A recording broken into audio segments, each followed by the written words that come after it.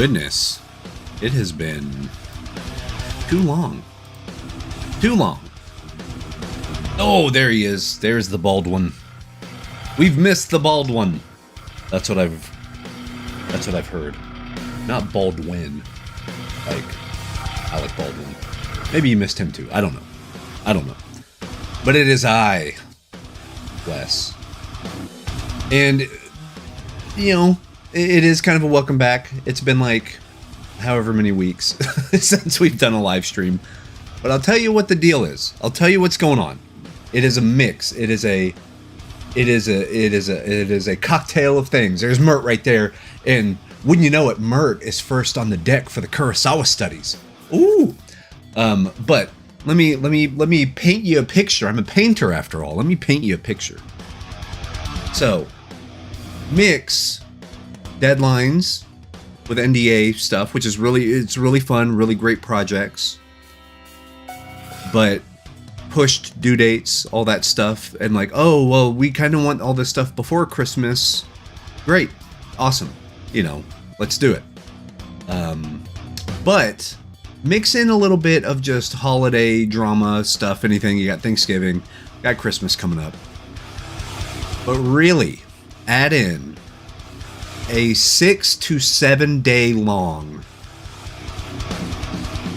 war of battling against stomach bugs and like maybe COVID, maybe that type of stuff.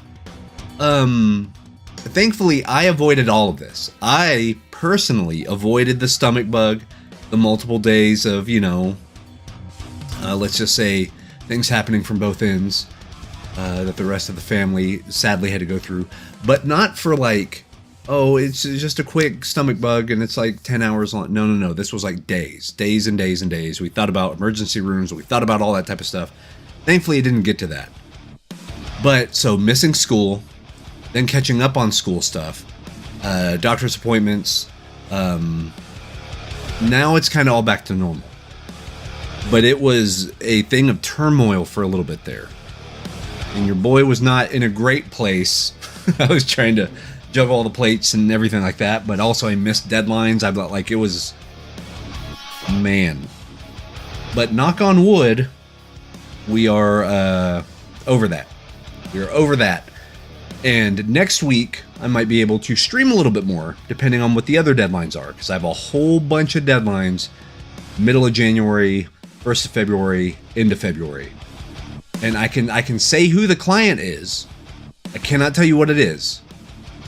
But I'm working with HarperCollins, the publishing house.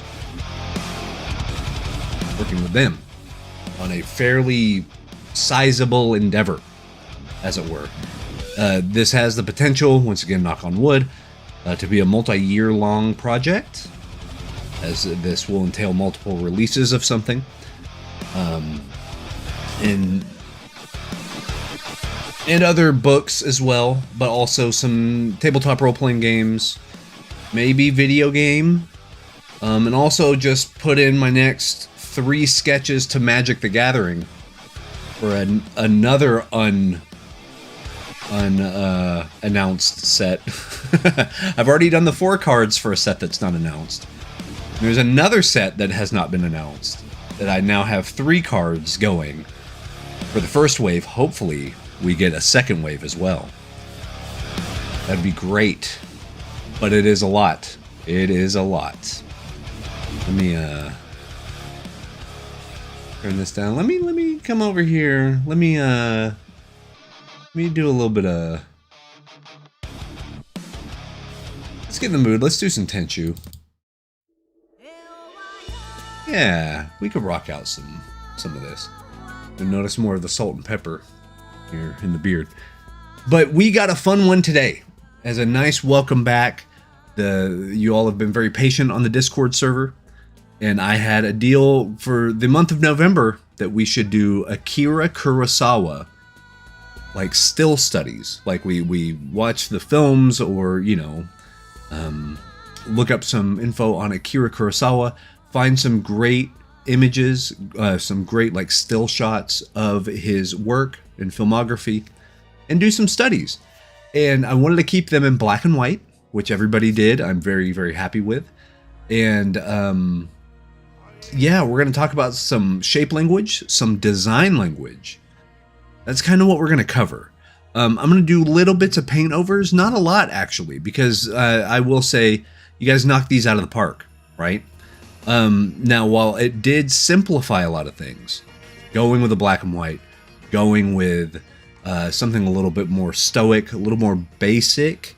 Basic doesn't mean easy, by the way, but basic is meaning there's less stuff, there's less wrenches you have to worry about. Like there's less weird kinks and weird deformities and stuff, like, because if you're adding color, and then if the color gamute's weird, and then if the edges are weird, and then if they, like, there was less of that for this one, which allowed us to focus, right? We got to focus on composition, we got to focus on the storytelling, the drama of a scene, where shapes are placed, the dynamic, either angles or kind of the tension of where things are. Are they very close to the edge of the frame? Are they more centered and kind of situated and grounded?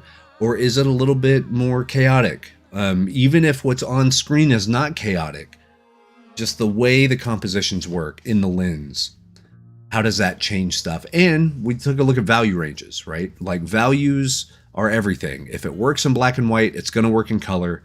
Akira Kurosawa is a perfect master to study when it comes to that, simply because he didn't miss. He's a painter. He genuinely has some paintings in Japanese museums. Like, the guy knows what he's doing, and he hired some of the best cinematographers on earth because he knew what he wanted, and he needed to make sure that his cinematographers could speak that same language. So, gorgeous films, right? But we have, let me take a look, see. Let me bring this up. How many do we got? We got a whole bunch.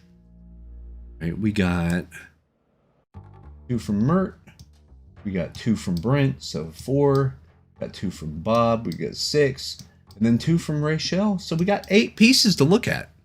8 pieces. I'm super excited about that. This is probably going to be about, we're going to go about an hour and a half-ish, if I were to guess. I am going to try to clip and make clips of this specifically for the Twitch stream. But hopefully these markers will also make their way into the YouTube archive. If not, I will get the video on demand and I will make them myself. So first things first, the chocolate starfish is my man Fred Durst. Access Hollywood license to kill a redneck fucker from Jacksonville. I could sing that whole song, by the way. So who knew Limp Bizkit? I mean, whenever we're talking about titans of industry, we have Akira Kurosawa and Limp Bizkit. So let's do this. Let's come over here. Boom. And let's do clip.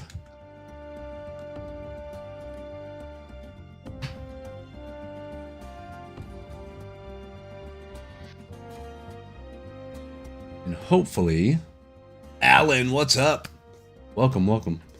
Hopefully this sent to the old Twitch. Let me see if did that actually send? We shall see. Let me come over here. Let me try it just to here.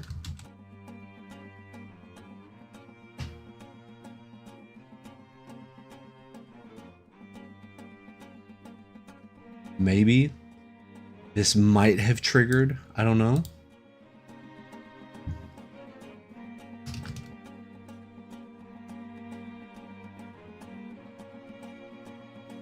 I know this part did. That went through. But because I'm making the clips, because I'm doing that, I need to make sure that it went in. It may have, I don't know. We shall see.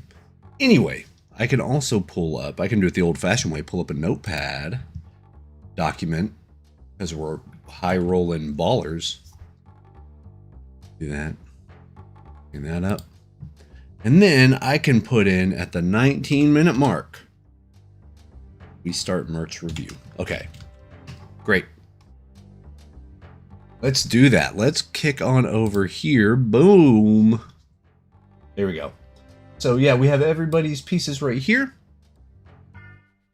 And then I have, of course, my enormous iced coffee that we're going to have while we're doing this. Here we go. Brent, my man. Welcome, welcome. Oh God, there's too many items. There's too many things around. There we go. So we are going to start with Mert on these Kurosawa studies. Now with Mert's, I have here, however, I don't have the reference images, but that's okay. That is okay because that actually allows me to read these just as paintings, as it were. Instead of like, how well did you get this likeness and stuff, which we'll talk about that a little bit on other people's stuff. But can these images stand alone, right? Can these stand alone as a painting rather than, well, you know, oh, I noticed the eyebrow here doesn't look the same as here. Like that's not what this goal was. The goal of the Kurosawa study is not to see exactly can you one-to-one get the dimensionality correct, unless that was your goal. And if that was your goal, let me know. And this is for everybody that submitted. Because that's just a skill. That's a dexterity skill. That's a skill where like, can I measure correctly? You know, bringing something from here onto my canvas. Can I do that over and over and over? And some people are naturally better at it than others. I'm okay at it. I just like to get stuff in the general area and then I can come in and tweak and make it a painting. And that's what we're going to talk about here. Can we make these paintings rather than super hardcore, oh, the earlobe is slightly off. Like, I'm not as interested in that because I think part of the vision of the artist could be to change it anyway. That's just my deal. So yeah, if you would like to send them, I can have them up if you would like that sort of feedback on how well did you represent or how well did you get the reference onto the image. But as of right now, I'm just going to rock these out as paintings. Okay. So the first one here, let me actually grab the second one. Oh.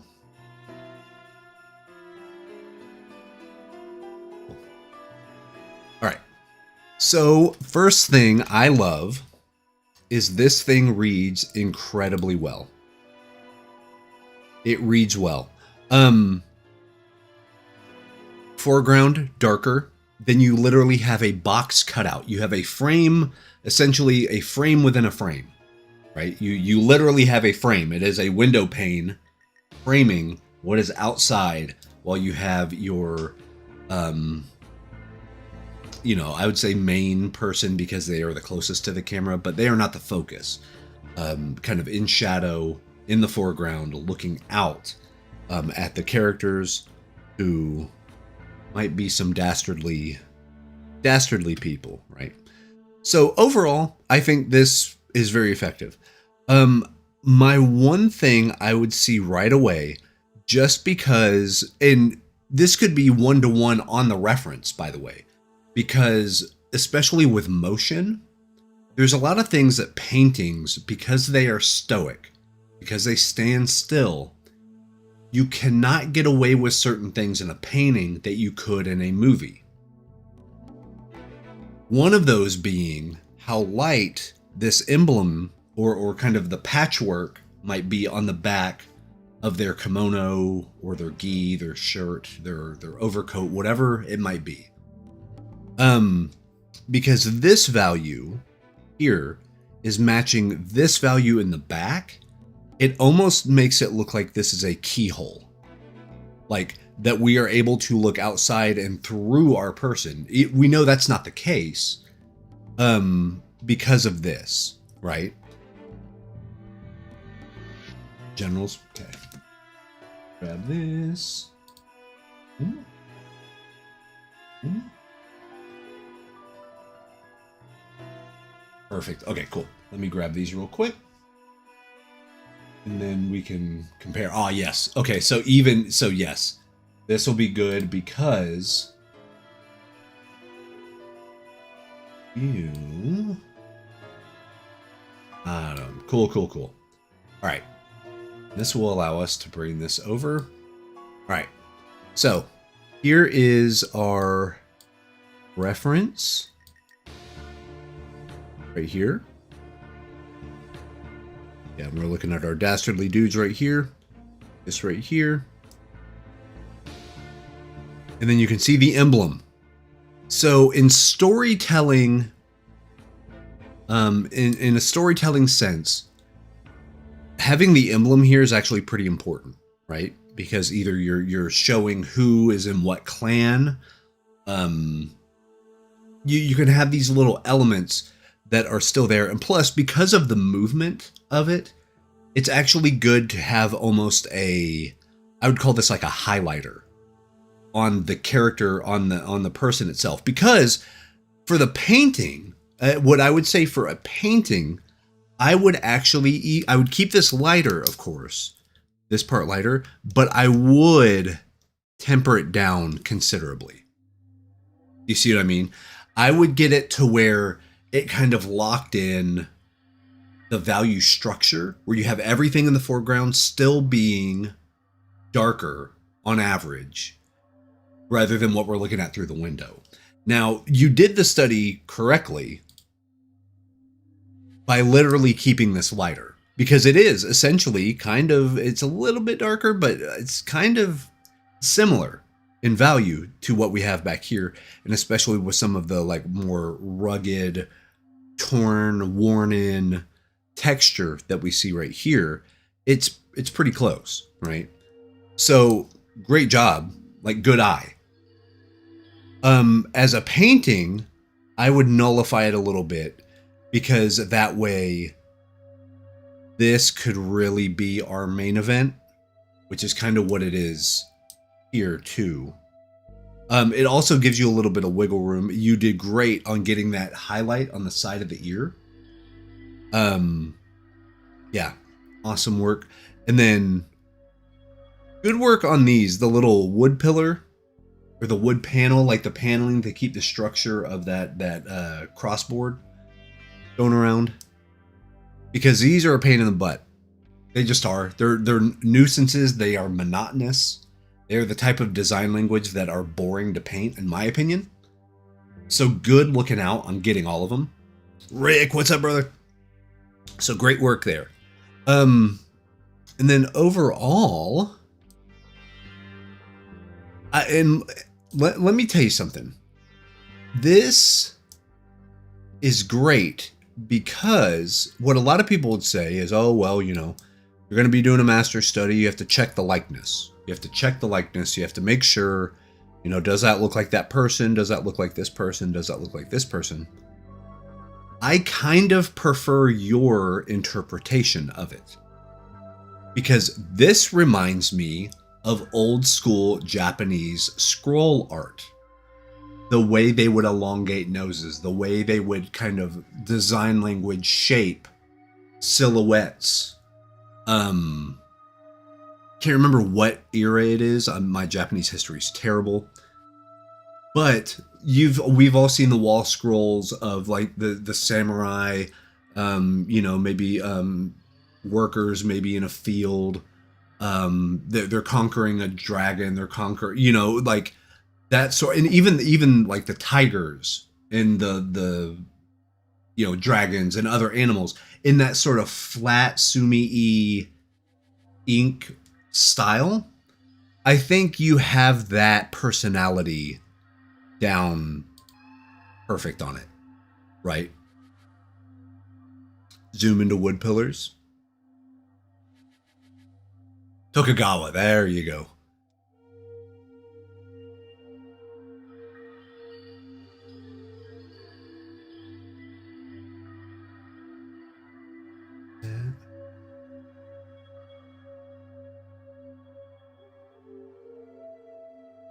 I do like the texture here, by the way, on these walls. Really good. But yeah, I think this is great. This reminds me of something I would see in like Blade of the Immortal or something. Some really badass, kick-ass graphic novel. You know, maybe even Vagabond, something like that.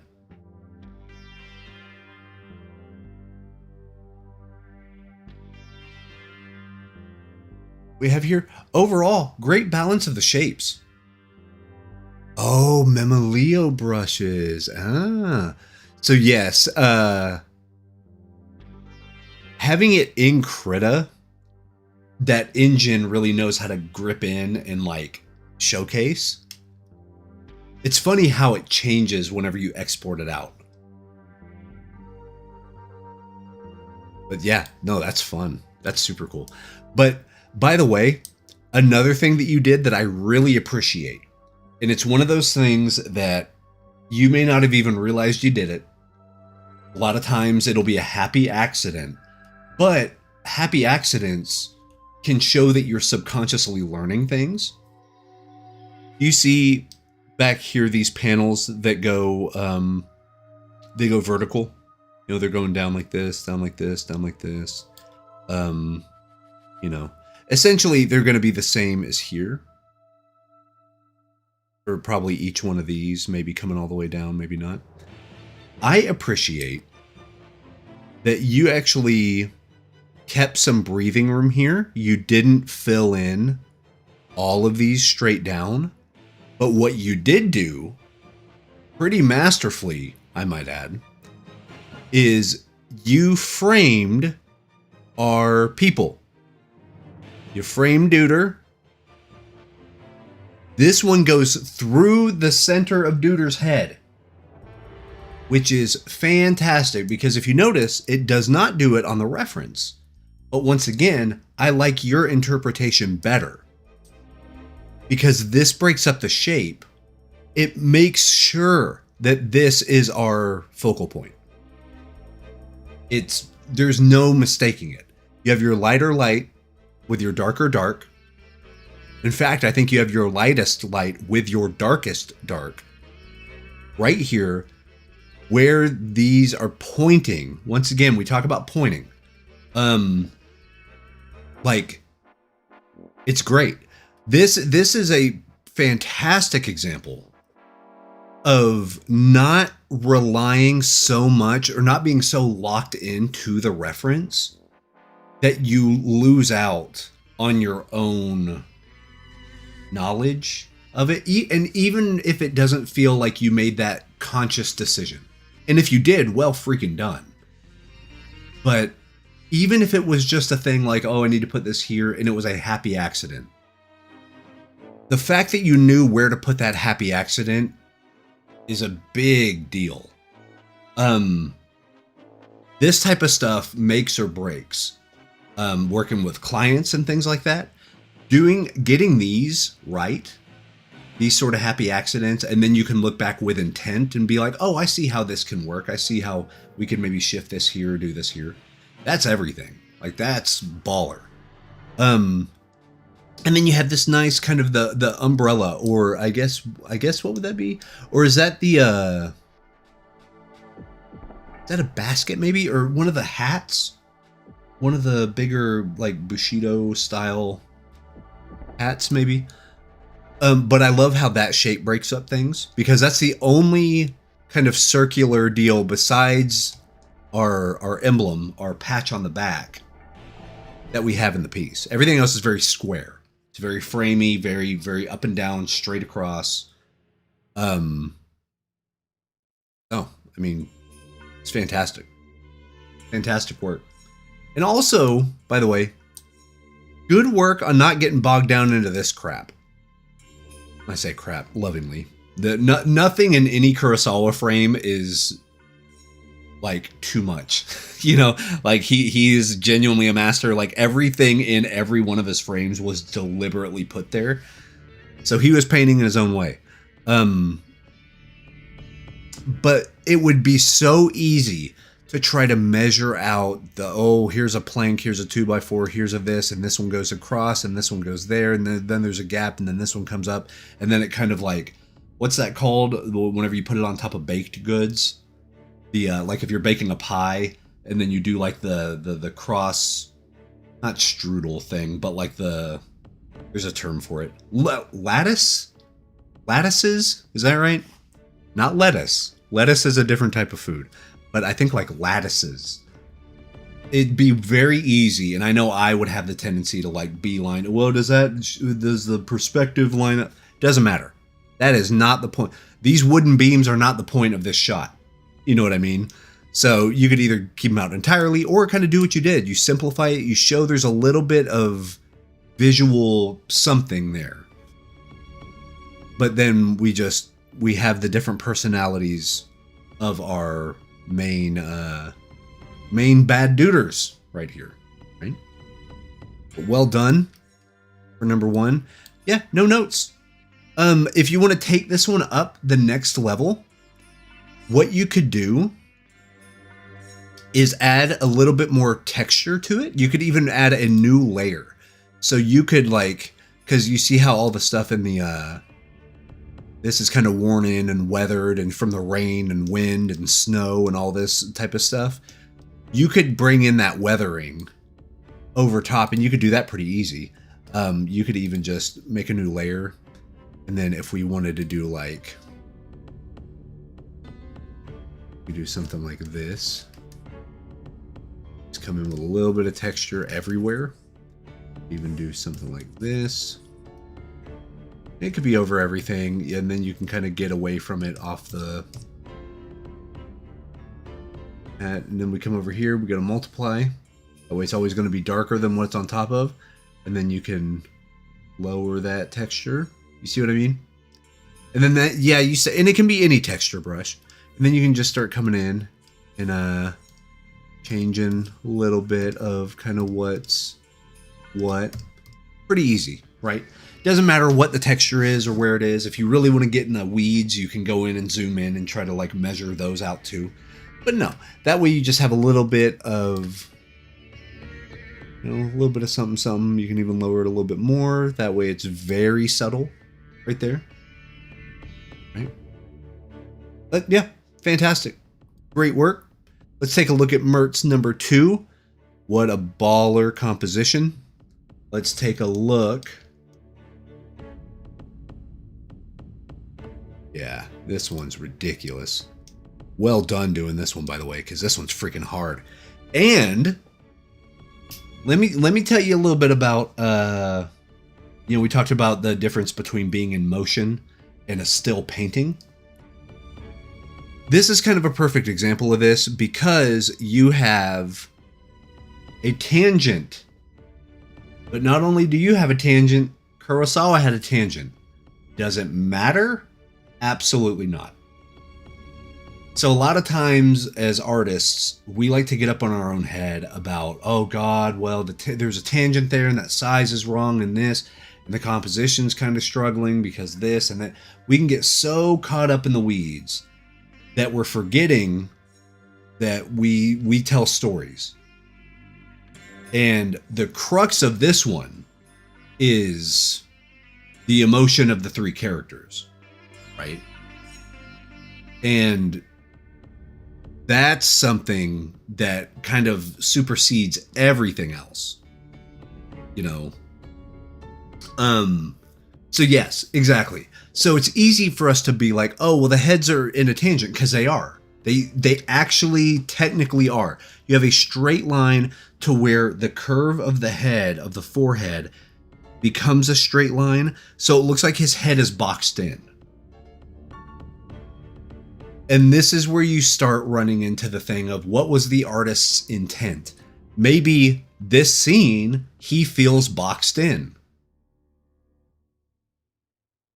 So now your visual storytelling, your narrative, and your expositional storytelling are all in sync.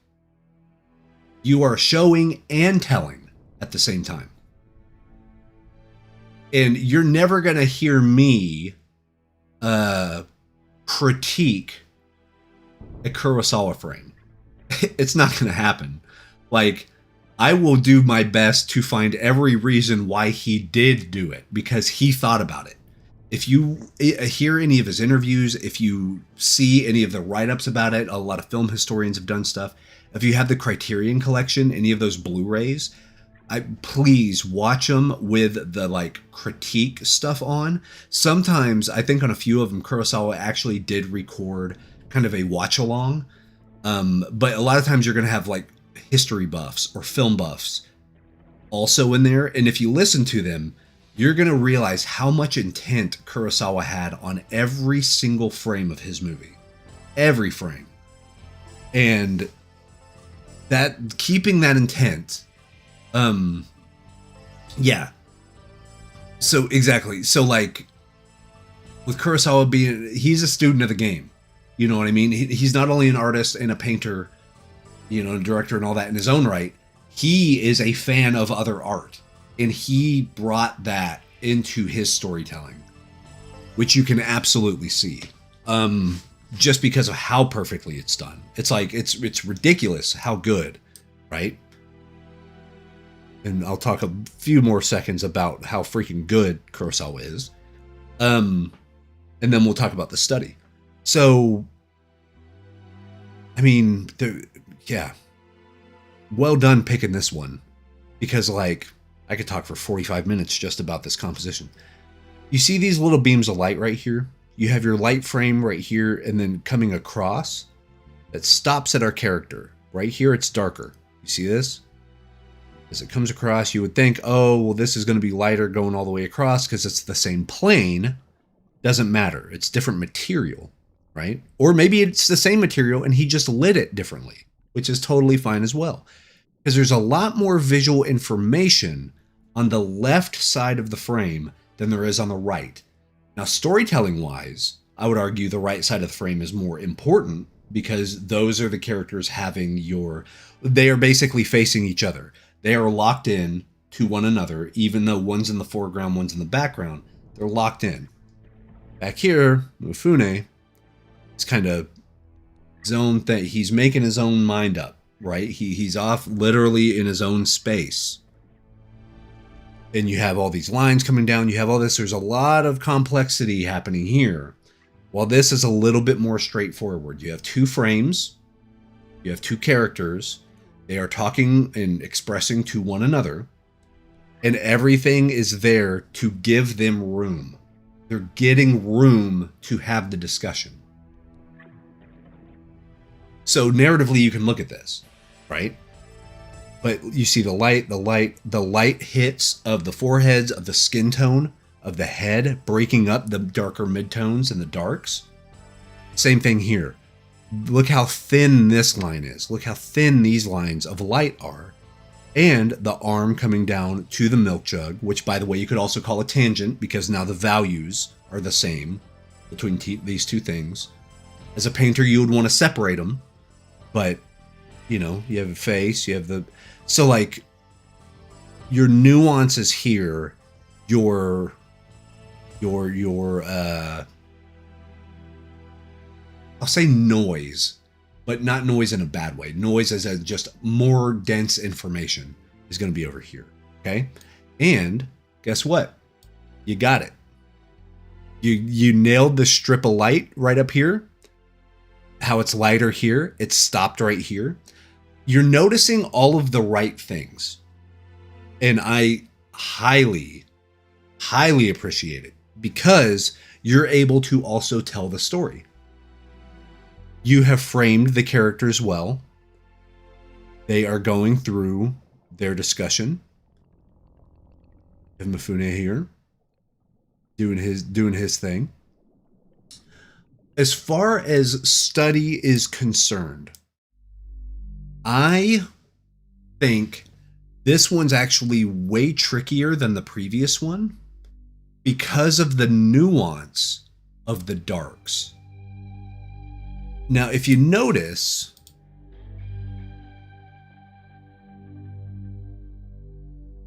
overall, this is just a darker piece than the study is, which is not a bad thing by any means. You know what I mean? Like, the study's great because I can tell the planes, I can tell exactly where stuff is. What you could literally do If you just wanted to darken a little bit, you come here. You can make a black layer.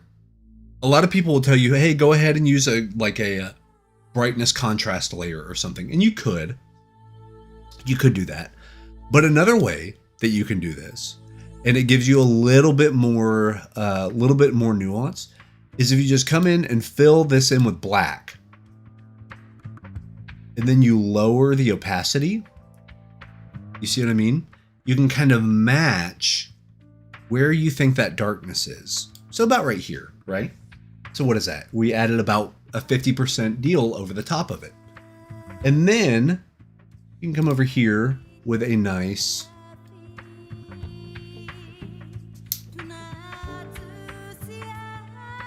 deal right here. And then we're going to array. Oh, not that one. We want to get this. We're going to bring that back. Here's what I'm going to do. Brush size, brush density, stable. Here we go. Okay. So now here's what we're going to do. We're going to come in and we're going to bring out some of these highlights again, right?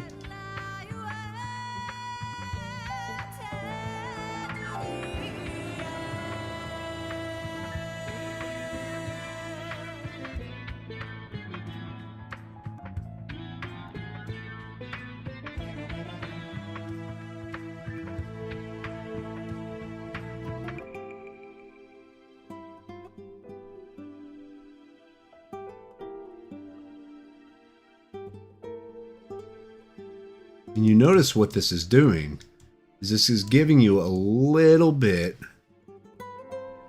more of a value range to be able to play with.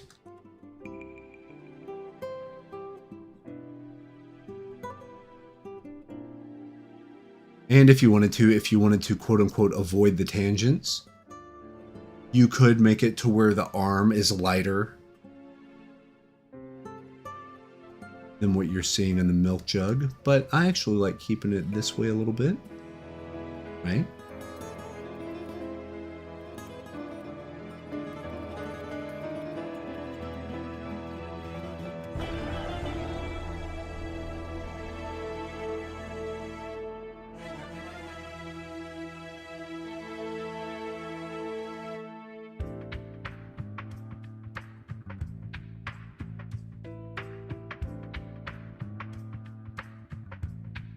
Yeah, here you just got basically, it's like stage lighting.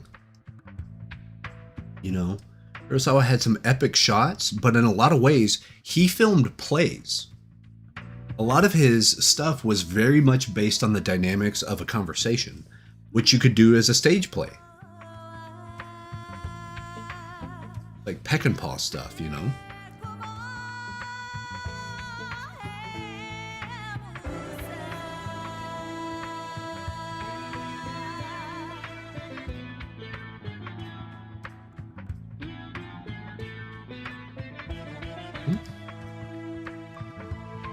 That. And then once again, if you wanted to, you can add some of that weathering texture here. It's not necessary. I will say you did a fantastic job getting the change of texture and stuff like that on the fabric. Great work. So yeah, this would be my only, if there's a critique to the study, I would say, yeah, definitely don't be afraid to play some wiggle room and play around with how dark things get. I know we say to avoid pure black and things like that, but this way you can still really have fun with some darks by tempering everything down, you know, lowering the value range, or actually you're making the value range bigger, but lower the overall feel of the values. So if instead of the values being in the midtones around a 5 or a 6, have a majority of the piece be at like an 8. If 10 or 9 is like black, have it be like an 8 or a 7 instead of like a 4 or a 5. Because then when you come in through these highlights, then you can actually tell your viewer, hey, I want you to look here. Here's a blast of highlight. There you go. Once again, Kurosawa had the benefit of having movement. when things are lit like this, you can really compress your value range and have a lot of midtones, dark midtones, dark midtones. You can do a lot of nuance there in kind of the mud. Whereas painters, we need to be slightly more deliberate in separating out what we need, because it just buys us time. It buys us room. It just lets us flex a little bit, but also we can relax, we can stretch out. Because now, even if we went a little too dark here or a little too light here, the separation is strong enough that it won't matter as much. And you can get some really nice nuance between the highlights or the midtones and not interfere with your shadows. With film, because you have the film grain, especially back then, they literally would film specifically knowing that there would be 35 millimeter or 70 millimeter or whatever their millimeter camera was, that there would be film grain. They would specifically make props a certain way. Another perfect example of this is like the Wizard of Oz. The way they would do tones inside the camera, they would paint people in sepia tones. Like they would full body paint, which is probably filled with lead and all sorts of crap. But like that shot with Dorothy running and like opening the door, and then there's Technicolor. They literally just painted everything sepia in the room, you know, that way they could get the shot right. So directors knew how to kind of mess with that because they knew things would get softened because of the noise, you know. And you can even do that too. In Photoshop, I could probably open it up and show you. You could put a noise filter on there. Set the screen, and like, so yeah, if I did this, select all, edit. I do, actually, let me go layer, merge visible to new layer. There we go, edit, copy. And then if I come over to Photoshop, I know there's probably a noise layer in clip. I just don't know where it is. New.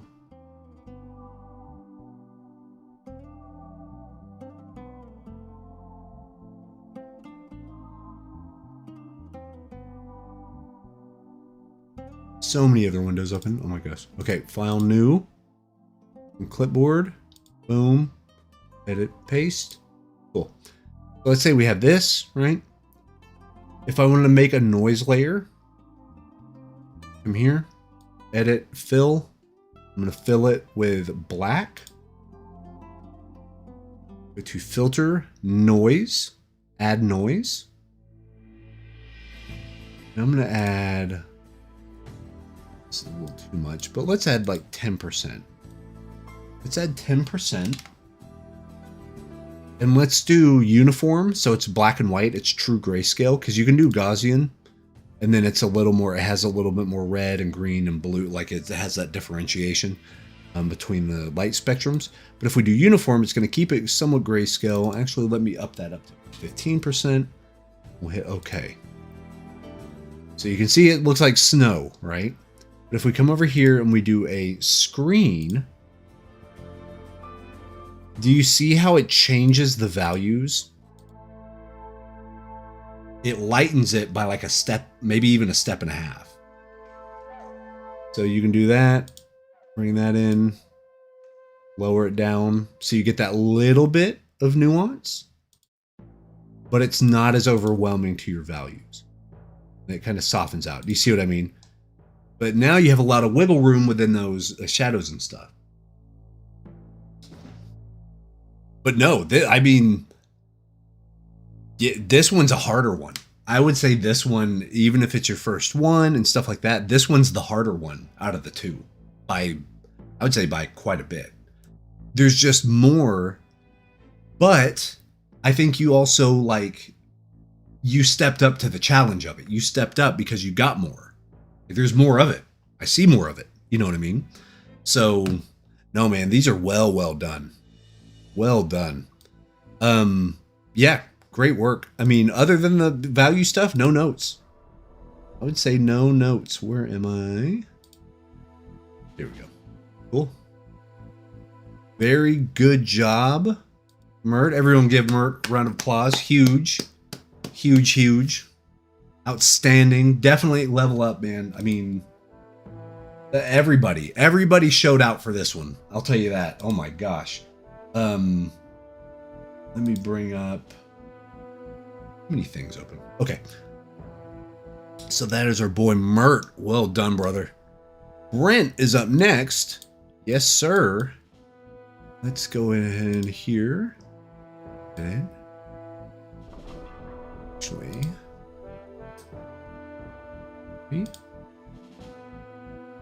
Create new from clipboard. Then also here. Copy. Create new from clipboard. Cool. Start with this one.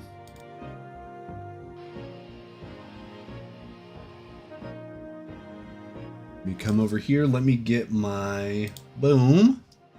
What are we at? 55. Brent. And then let me. It's right here.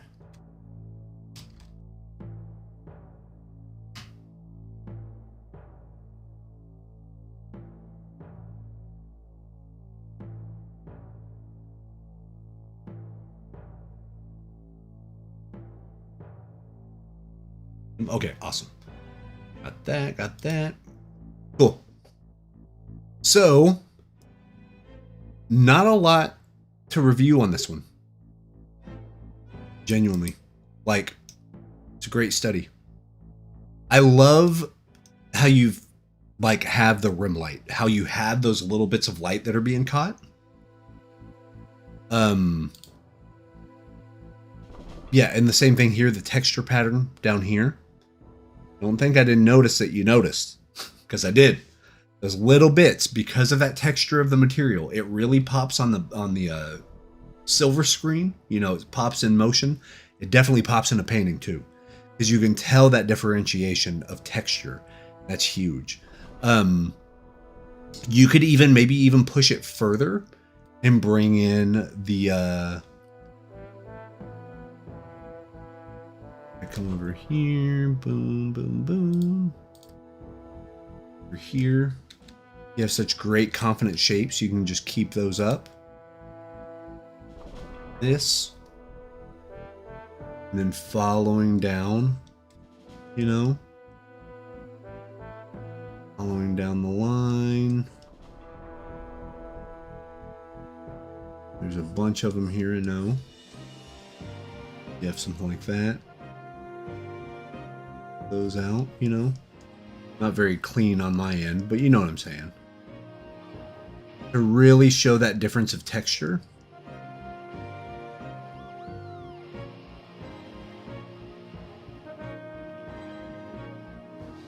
I have that way if zoom out, you see that.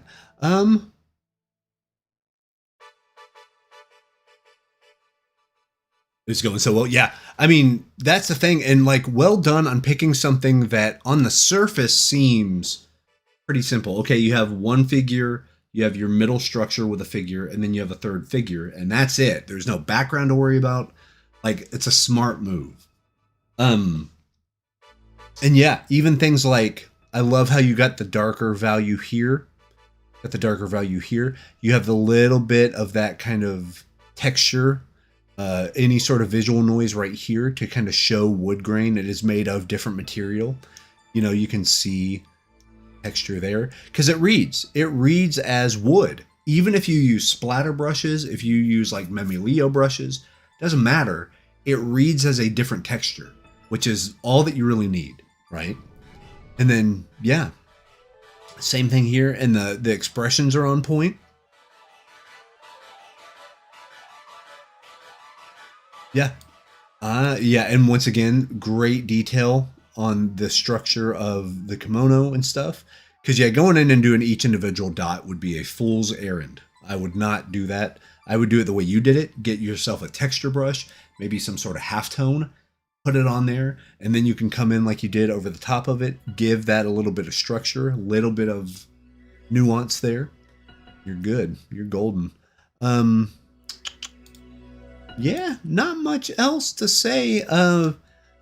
Like the tilt of the face a little bit, but like that one's easy because all you have to do is come here, get a liquefy tool, bring that up. You do like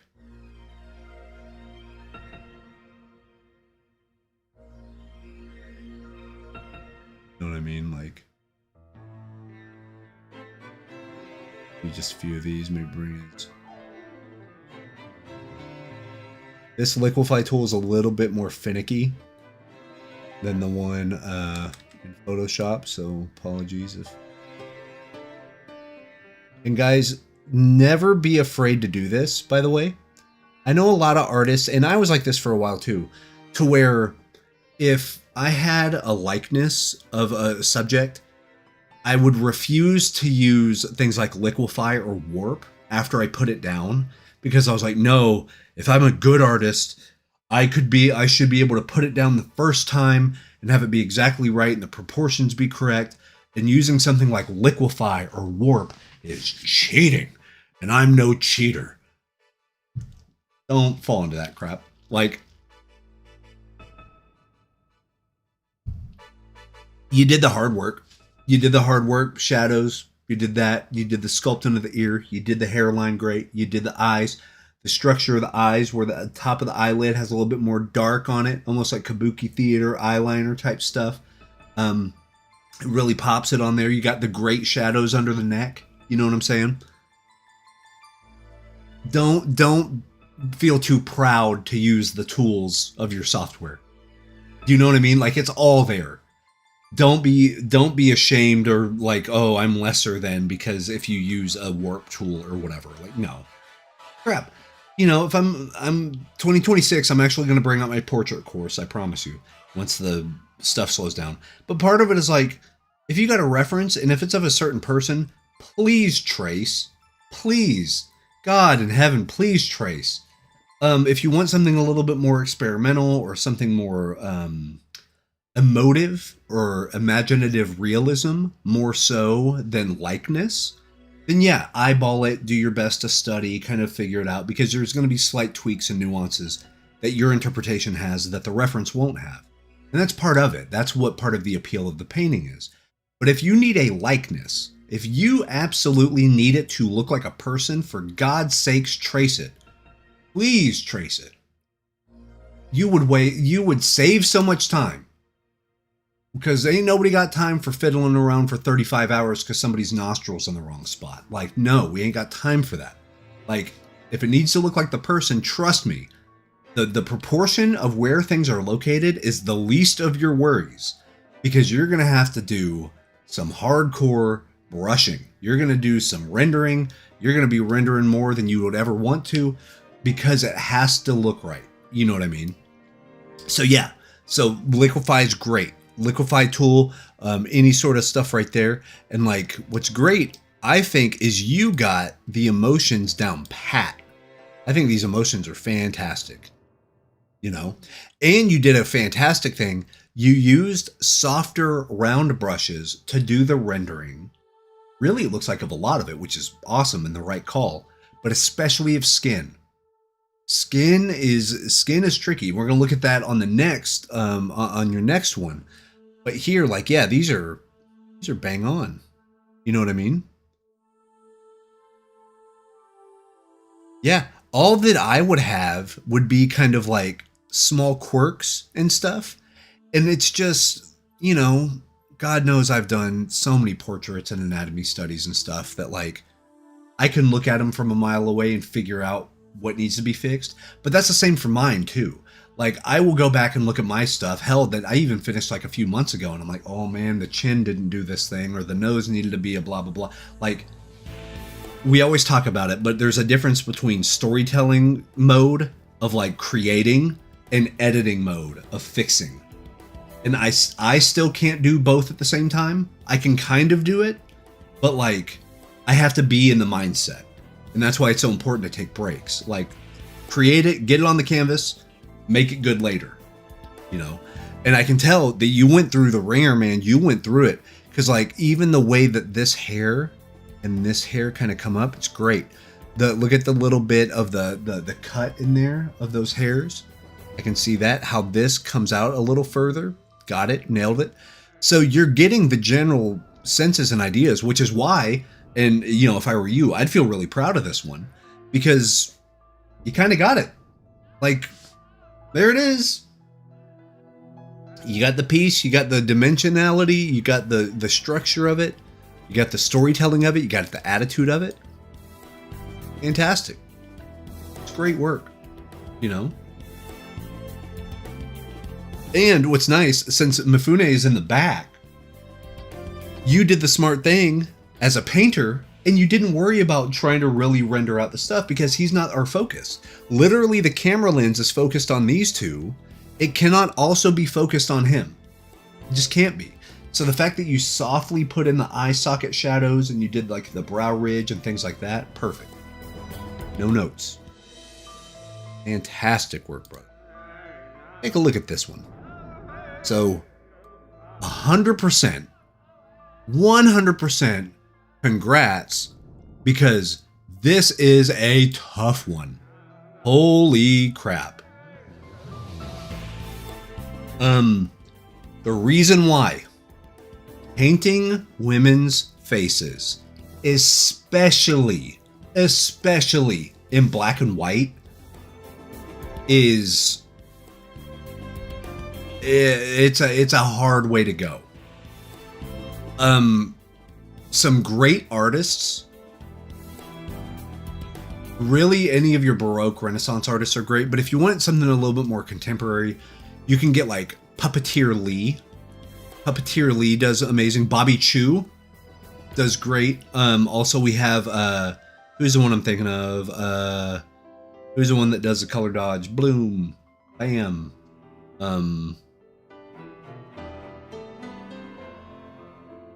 I know John Lamb is another one.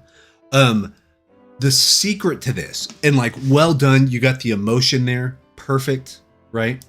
So we have our structure right here. This right here. The real nuance of this, and I can actually probably do it better in Photoshop, but we're going to try it here. Curved and lengthened, thickened a little bit. This one I thought was about right. Yes, yeah, I'm with you. Her eyes 100% tell the story. In fact, the shadow, we got the Rembrandt shadow, but it's tilted. So if you don't know, the Rembrandt shadow is the deal to where if you look at every single Rembrandt portrait, whenever it's a 3/4 view, you have a triangle of light on their opposite cheek because of the nose shadow. So this one's Rembrandt is right here because the light, instead of it being up and lit this way, it's down and lit this way. So you have that casting, because you can even see, and once again, well done, you got where the angle of those highlights are. And that's actually hard to do. That is hard to do in the middle of a painting, is really see, okay, the light is coming from down here, hitting the specular area of the nose, being able to cast. Basically, you can draw an arrow using the shadow to tell you where the light is.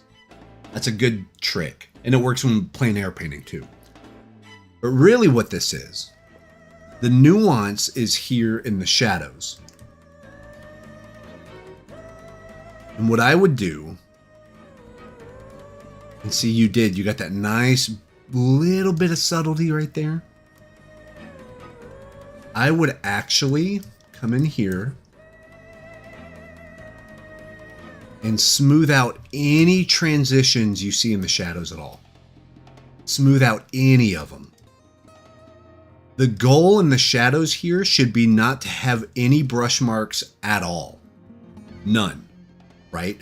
Because we genuinely do not see what's in the shadow.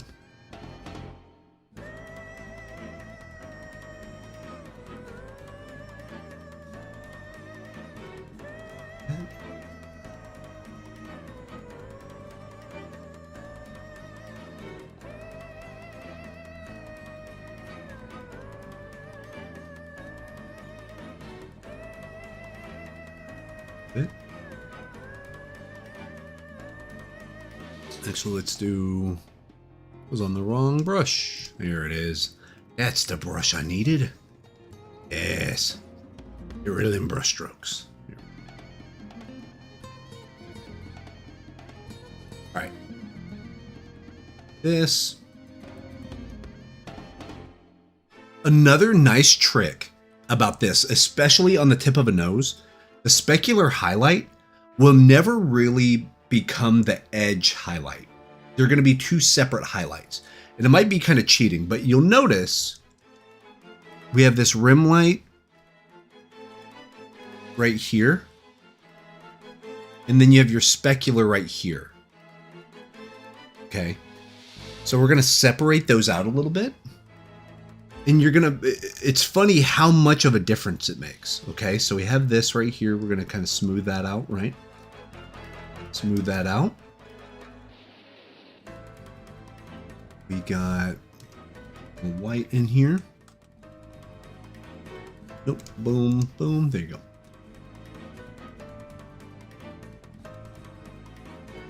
Edge, and I'll come back and I'll correct it here in a minute.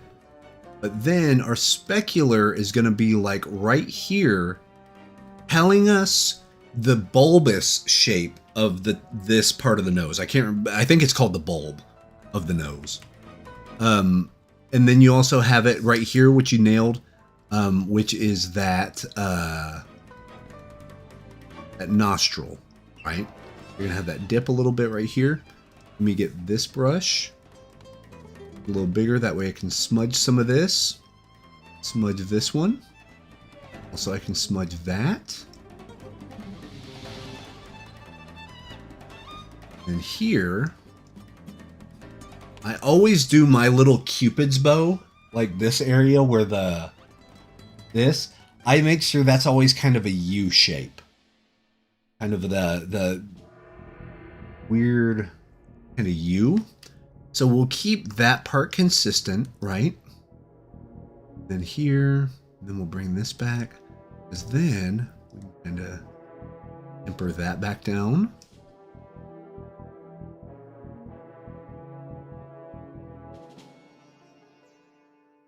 Come in here, do like boom. That a little bit. Let me hit that one a little bit. Cool. Make a recap of what we paint this year after New Year's Eve. Yeah, that'd be fun. So this is a great point, Brent. Whenever the shadows get very nuanced, what I would do is do the squint test. Okay, this is something talked about a whole lot in like traditional painting. The squint test is a big one. You can do it a variety of ways. I'm fortunate or unfortunate, depending on how you look at it. I'm blind as a bat without my glasses. But I don't have to squint to see stuff. I just take off my glasses, and then I can't see any details for anything ever. Like, I can't even read unless something is like, okay, okay, there's no words on here. But if I were to read something on the side of my glasses, for instance, like, they have to be like this close to my eye. I can't see anything. I think I'm a -7.5 and a -7.5 with like a 0.25 astigmatism in both eyes. Like, I'm as clinically blind as you can get, man. But what's nice is I don't have to do a squint test. If I need to see where my shadows have to go, oh, there they are. Like, I just see these big enveloping shapes, right? And with that shape, you can make it all one value. Just pick one dark gray and block them all in. Block all of them in all the same way. You'll see a lot of oil painters do this. I'll try to find some videos on YouTube and stuff and kind of show you. Arthur Gain does this a lot. He will do the triangle shadow under a nose and also the eye sockets and the bottom lip, or maybe even the shadow of the top lip and under the chin, all the same exact color. And like, so he'll get a darker sepia tone or whatever. he'll block that stuff in. That's how he does his proportions, but it already looks amazing because all of the shadows are consistent. So even if there are, which you are completely right, there are nuances in the shadow. Like here's a darker version, here's a little bit of light, here's a little bit of light. This is essentially fill light that's coming back into the face, but it's still a shadow value. So you would treat it as a shadow. But and the way I normally work, is I would simplify it into one value, one main value, get rid of all the brush strokes, get rid of all that stuff, block it all in, and then come back later, right? Come back later with the little bit of nuance around where it needs to get a little bit more light. You see what I'm saying? Because in that way, let's see if we came in here, and then I'm going to over exaggerate this. But like, let's say all of this is one kind of value, right? And even if it's blocky and kind of choppy and wrong, you have this, right? Then you can come in and let's say, okay, let's do a little bit of nuance here. Let's get a little bit of light back in here. Actually, let me get the actual right brush for this, which is more of an airbrush because it won't show any brush strokes.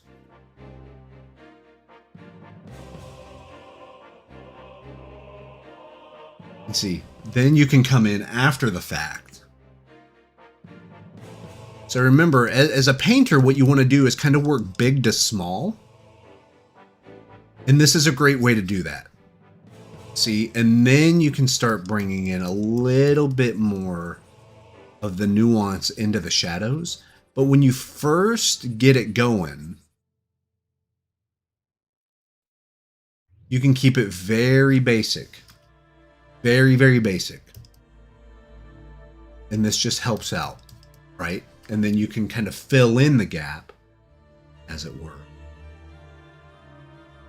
Here. And see, just adding the little bits of soft edge without any brush strokes whatsoever, you're allowing the viewer's eyes to do all of the transitions, if that makes sense, right? So then same thing here, and kind of come in, simplify these values down a little bit.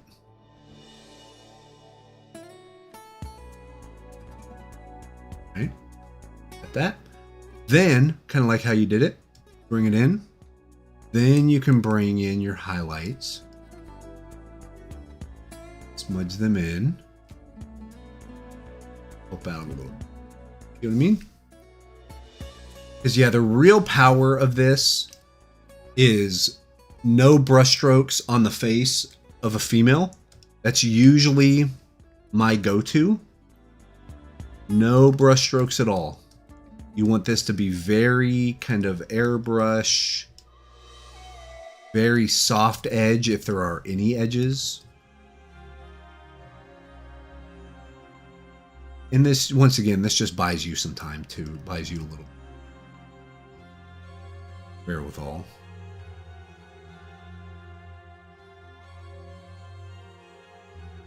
See, we'll kind of lighten this. Yeah, we'll kind of extend that out, kind of like you were talking about a little bit. Extend that out a little. But see, we'll just really kind of brush out any sort of harsh, and not even harsh, but just any transition between values, if it's not based on an edge or a highlight.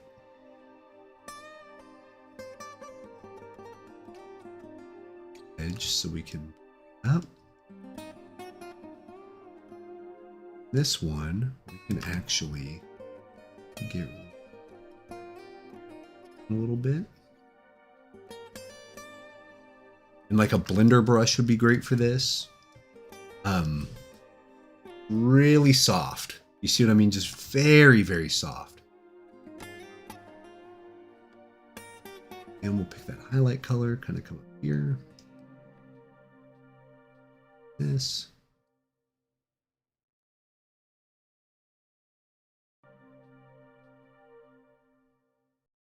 Good, looking good. Yeah.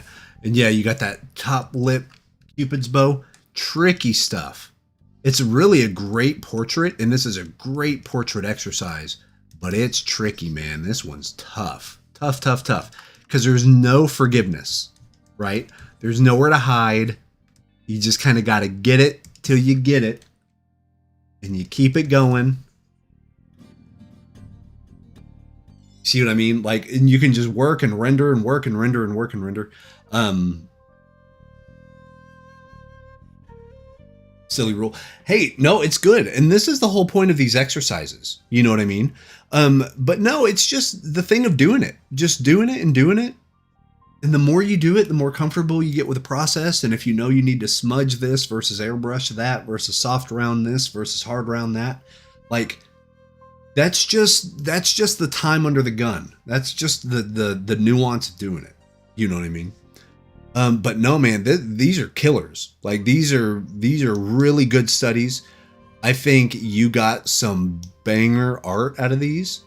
And hopefully it was just fun. It was fun to kind of have the problems in a lot of ways being solved for you. That way you could just kind of sit back and work on technique. How do I want to tackle this problem? But overall, man, no, great work. Yeah. But like I said, these are just kind of small quirks that I would look at. Like, okay, you might want to tweak this, you might want to tweak that. But overall, no, this is a win. Both of these are fantastic studies. So well done. So yeah, we will move on to Mr. Bob, and then we got Rachel rocking out. But well done, everyone. Huge round of applause to Brent. Outstanding work. Both Mert and Brent so far crushing it as usual. Leveling up on the daily in the Discord server. So we got that. Perfect. Let me go ahead here. Go clip reviews.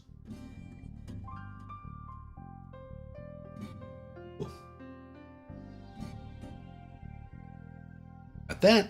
All right. So now we got Bob right here. So well done, Brent. Outstanding.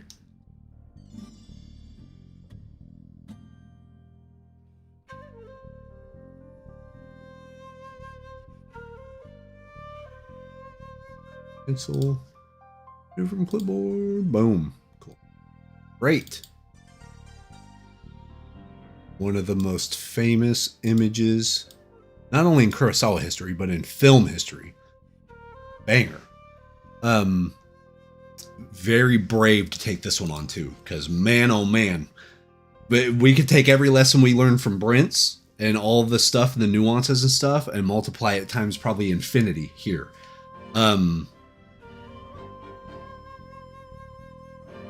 Why aren't the nostrils in the same value? For the piece? Like right here on that reference for Brent's?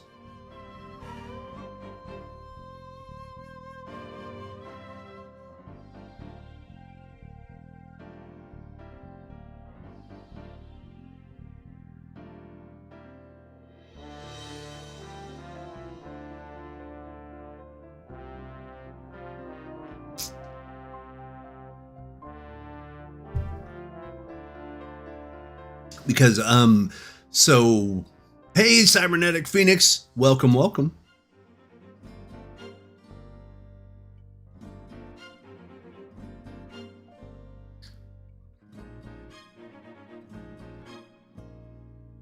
So on the one Brent painted, why aren't the nostrils the same value? Well, like the one I did, or this one right here, because technically, I will tell you, it is correct. These are not the same value. And the reason why is because of the direction the light is coming from. It is behind Mifune, or it's in front of Mifune. It's actually probably between the two of them.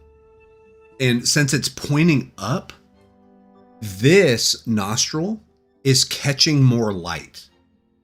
Because all a nostril is a cavity, right? It's just a hole. But there's more light emanating every like angle of that. That's facing the light. So it's going to get quote unquote washed out more than this in the shadows, because this is still going to be darker. You have to remember, this is going to be, the rule doesn't change. This nostril is darker than any part of the bulb or the nostril, the actual like nostril skin, the actual gap in the nostril, the hole is still darker than the stuff around it, right? So if we establish that as the rule, the same rule applies in the shadows. Even if the bottom here catches a light, the nostril, the actual cavity, has to be darker than the kind of mid-tone or whatever of the bulb, of the nose, of the structure around it, to give us that clarity of shape. So the rule is the same. And if we had enough time, I would do the math of like, if this is like a 6, this would be an 8. Because if this is a 3, this is a 5. No, I did that kind of fast. But like, if I'm looking at my value ranges and I have the little stick of the 9 values, the math still works. This would be 2 shades darker than this. And this is 2 shades darker than this, as far as the midtone. So the math checks out. They're equal because it's the same type of cavity, even if they're in different value ranges. And that just comes with time. Whenever you see stuff like that, it literally, I joked about it before, but painting that way, you kind of look into the matrix when you see it. Because whenever other painters and like pro painters that have been doing it for a long time, but even as you're learning, you're going to start noticing, oh, well, that's funny because that blue is actually the same value as that brown, and this is bam, bam, bam. And you start like mentally checklisting all of this stuff. So like,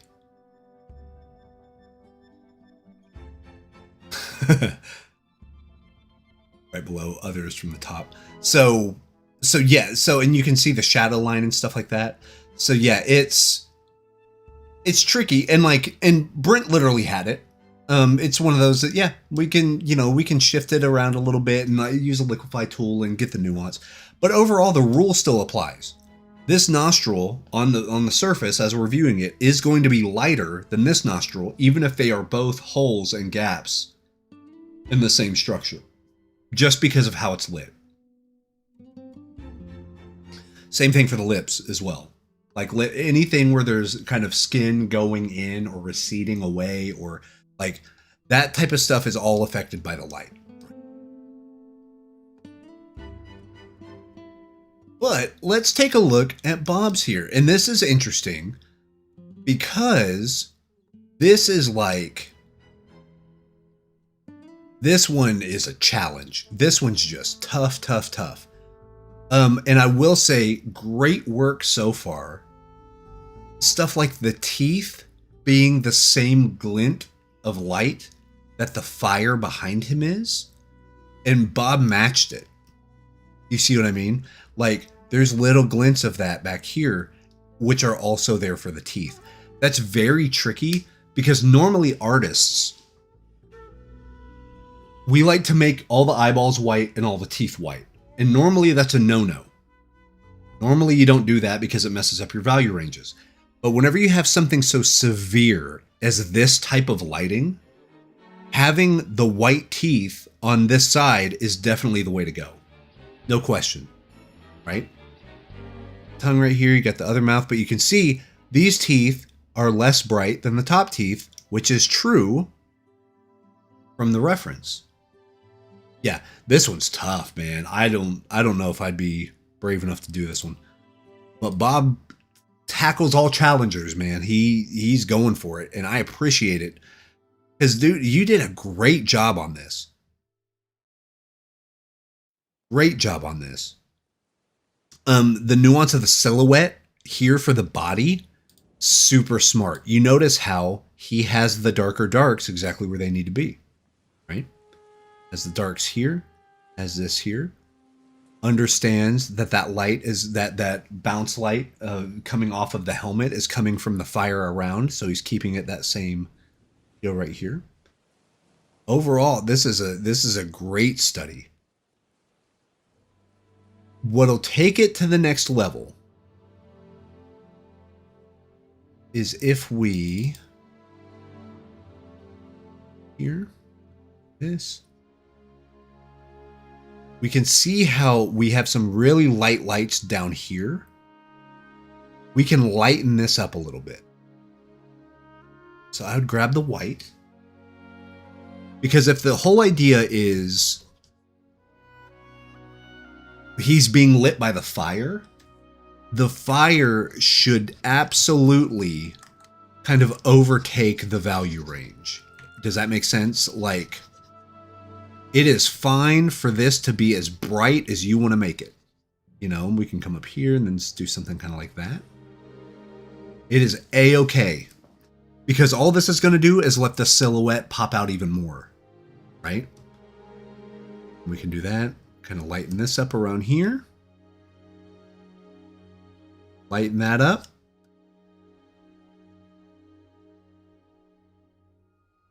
And don't be afraid to go light and dark. Do not be afraid to do it, because you see that? Look, I didn't even touch the structure. I didn't even touch that. I just kind of brought this up, and now we're getting there. You see what I mean? Like, that new big blowout of white light helps sell the idea of the rest of the lighting. So it's giving context to the way this is lit. Yeah. So like, yeah, this type of the light being caught by here is like chef's kiss, man. And then you have such a strong silhouette here, right? You have it coming down here. You also have this coming down right here, which is money right here. You can even do that if you notice the silhouette right here breaks apart this shape the same exact way that you did this rim light. You can also bring some more here. You see what I mean? And that helps sell the idea even further. And you did great by getting that gray. Yeah, and let me here, that way I don't break what your illusion is. You have that gray, which is amazing. Bring that in a little bit to get that nice shape that you got. Same thing here. And then we can play with that gray even more and sculpt those out. See, we got that. Sculpt that out. Sculpt that out. It's great. Great. Then same thing over here. You got this. You can even use this rim light. Come over here. That nice separation there. This right here. Having these two lines, these light lines right here. You got the top one there on point. This bottom one is also on point. But what I would even do is maybe flatten that a little bit. Bring this back over. Bring this in like that. That way you have that one consistent line, even if it changes values going across. You have the consistent line. Bring in a little bit of this, right? Bring in the white. Beautiful, perfect. And then you can use that white. Bring that line in a little bit like this, right? You get a little bit of specular highlight right there. See how now that's starting to form on the head? It's starting to... So little things like that. Just knowing those nuances of those values. And of course, this is one of those pieces that if you have 200 hours to work on it, you're going to get it exactly right. You know what I mean? It's just... If this is a quick one, if you're just getting the silhouettes down, you're getting the basic shapes, the expressions, on the money. You know what I mean? Great work. Yeah, stuff like this is all based on the emotion and based on the lighting. The other thing you can do, you can notice this nice effect of you can overemphasize the shape of the eyebrows. Okay. So like here, you'll notice that they're coming down a little bit more like aggressively. And then they come up a little bit more aggressively. And like, it almost looks like a Nike swoosh, which is funny, right? Have something like this. Then same thing here. And very important, you also have the nuance. Every time I touch it with the pen, it goes spring. Okay. You see this darker where the folds of the brow line. Can't really see it because of my glasses, but the folds of the brow line make for this nice shadow right here. Okay. Same thing here. Here. Great work. And nuance. Nuance.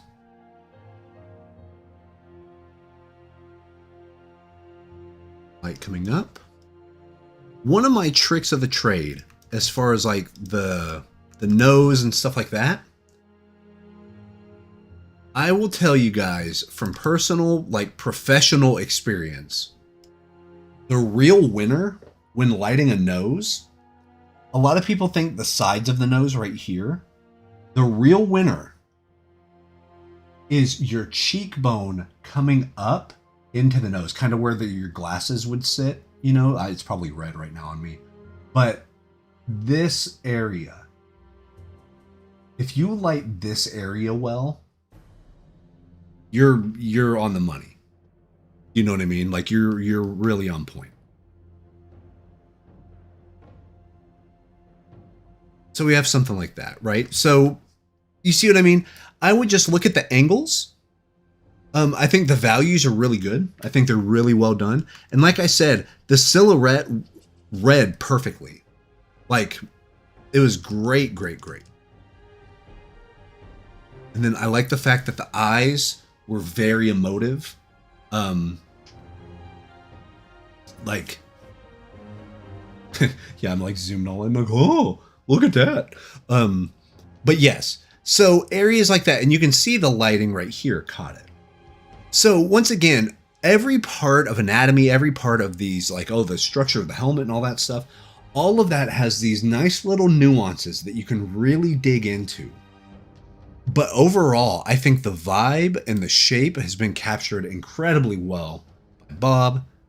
Let's move over to Bob's next one, which I think is super dope. Super dope. God, this is such a good image anyway. But like, what I love about this, like, I kind of adore it actually, is how graphic this looks. This looks like a freaking Warhol. Do you know what I mean? Bob's interpretation of this is exactly right.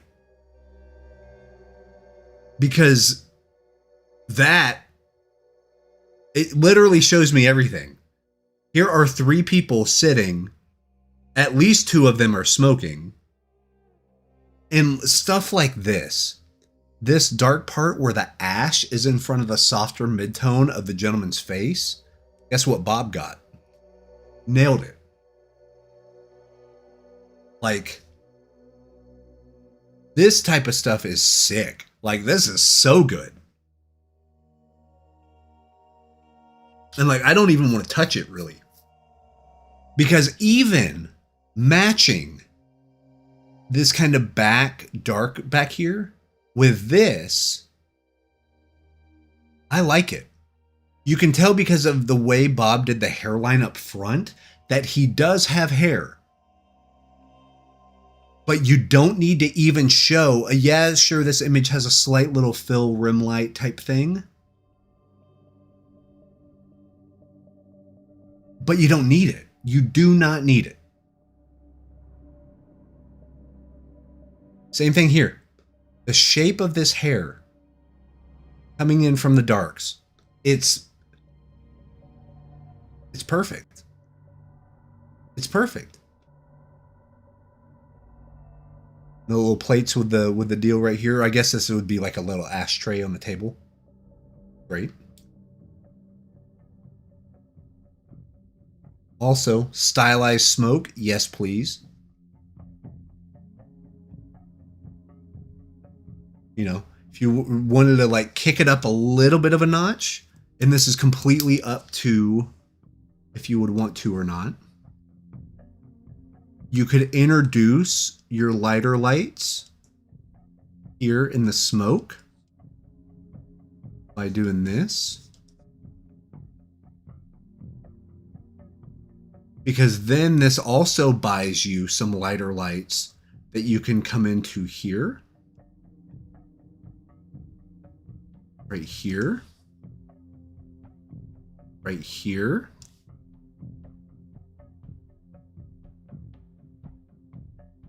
Right here. We do this shape right here.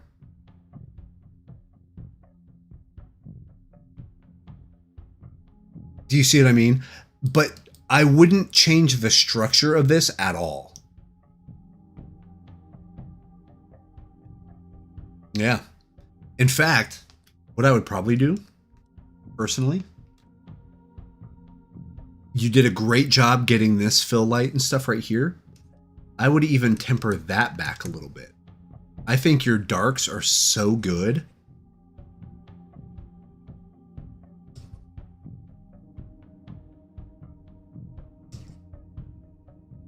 That you could do something like this and get away with it.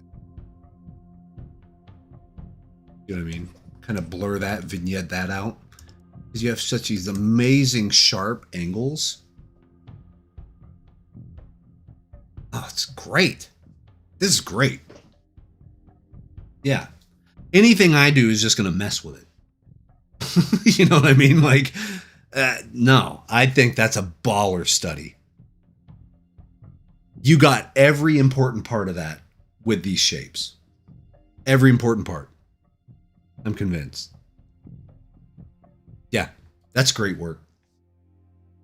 I don't know. That's it. That one's it for me, man. Like, keep doing those. Like, that's, yeah. Even if you start off with an oil painting, acrylic painting, and you do this up front, you are setting yourself up for success, because this is also a great way to judge your proportions and the composition, because all this is shapes. You are doing shape language. You are doing design. You are designing the painting, which is exactly what you need to be doing. It just makes for better artwork. It just does. Because you have more control, there's more clarity, people can see it and get it, but then if they appreciate it, they will go in and find more detail. But overall, it's not only good, it's great. So yes, more of these, please. I would take a few dozen of these, and I will take them to go. I can fill up my belly with good art. But outstanding work from Bob. Bob's once again been crushing it. Unbelievable. Unbelievable. And that leaves our dear friend, your friend and mine, Rachel. Rachel doing the thing. Hopefully Rachel is here in chat, but maybe not able to chat. But we're going to timestamp just in case. That way, we can give ourselves some proper feedback. But outstanding work from Bob. In here.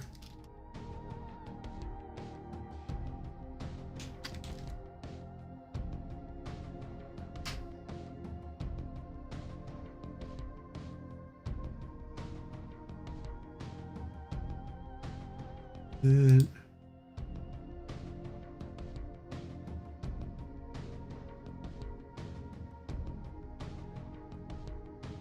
Then here we have Rachel. More incredible traditional artwork. I really need to break out the traditional stuff, man. Oh, cool. Welcome. Oh, I love your YouTube avatar as well. Love the crow. Love, love, love. Fun story. There is a book coming out from Printed in Blood based on the crow. I submitted 2 pieces. I got denied on both of them, sadly. But it was a great fun to be part of the project. I wonder, I don't know if I will be, but I wonder if I'll be part of the special thanks because I helped design some stuff. I don't know. But there's a really great crow book coming out. It's for, I think this past year, maybe last year was the 30th anniversary. Because it came out in 94, right? 94, 95. Anyway, let's take a look-see. Just, well freaking done. Oh my gosh. Where do you even start, man?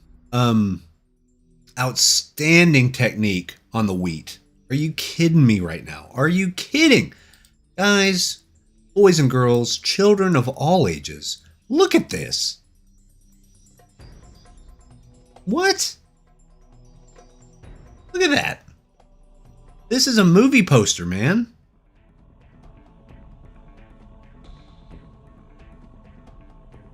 The great Drew Struzan recently passed away. But this type of... It gives me the Struzan vibes. It gives me the... You know what I mean? Like... Outstanding. The subtlety in the hits of wheat getting light. What happened to G Fuel? Nothing. I got G Fuel right beside me. I am drinking a coffee. I went out to lunch with my wife. She got a little extended lunch today at work. So I did get iced coffee, but we'll be hitting the G Fuel. You know what I'm saying? If you want to save some money on some G Fuel, let me just do a little bit of this here. Boom shakalaka. Is it gonna work? Probably not.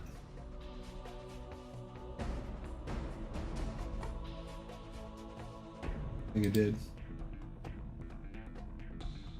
Stuff's weird with StreamerBot, but no, we're still sponsored for sure. The nuance and the amount of detail that you're able to get, Rachel, is stunning. It really is. Perfect example. We zoom in here. Smaller. Look at this. 1, 2, 3, 4, 5. 1, 2, 3, a little longer. 4, 5. Way the belt comes up. Iconography here. It's just great. It's just great.